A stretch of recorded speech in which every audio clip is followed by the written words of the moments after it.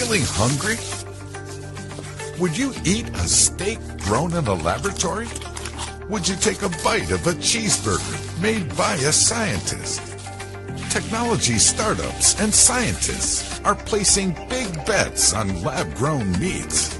Currently, livestock is responsible for around 15% of the global greenhouse gas emissions. We could see this number rise in the coming decades. According to the World Economic Forum, the world population is expected to be close to 10 billion by 2050. That is a lot of mouths to feed.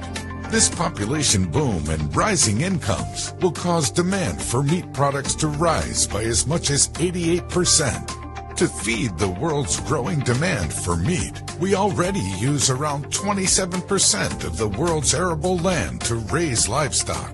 We need to find a more sustainable way of satiating this rising demand. One path to the future of sustainable eating could start with lab-grown meats. Not to be confused with plant-based meat alternatives, lab-grown meats are cultured in the lab using cells which were originally derived from live animals. In theory, this cultured meat would use fewer of the planet's resources, and no animals need to be slaughtered in the process. Cultured meat might become a regular part of our diets in the coming years, making its way onto the dinner table and appearing in some of our favorite restaurants. Nonetheless, the prospect of this Meat 2.0 raises a lot of complex social, ethical, and technical questions. And, simply put, some people find the idea of eating meat from a lab weird. So what is lab-grown meat, and how is it made? First, a technician takes cells from a live animal. These cells are grown up in a lab to permanently establish a culture called a cell line.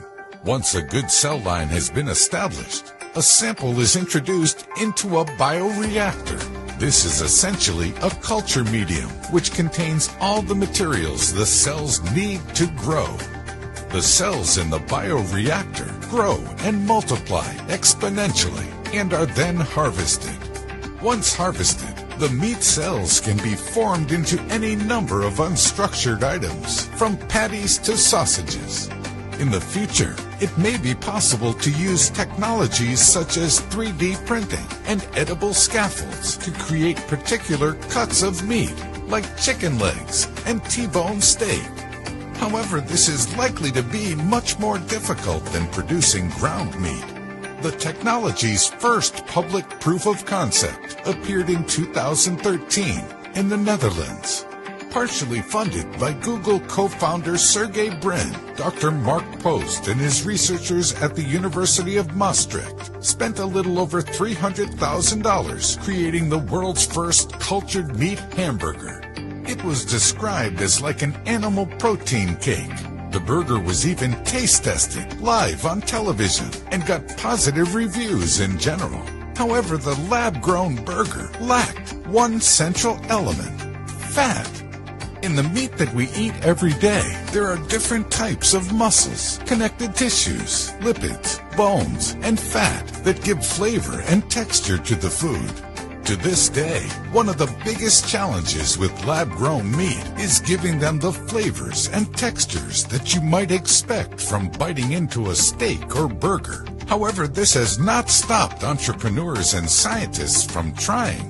Today, startup companies are working to bring lab-grown beef, chicken, and even fish to dinner tables around the world.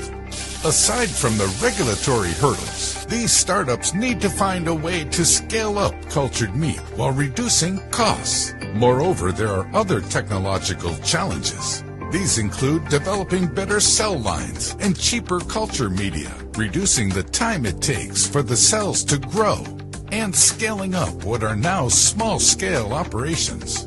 They will also need to find an alternative to the use of fetal bovine serum, which is derived from cow fetuses and is added to culture media. The use of the serum is a major barrier for an industry that is trying to take animals out of the equation. The cultured meat also needs to taste good or be close enough to more traditional dishes that the public won't mind that it comes from a lab.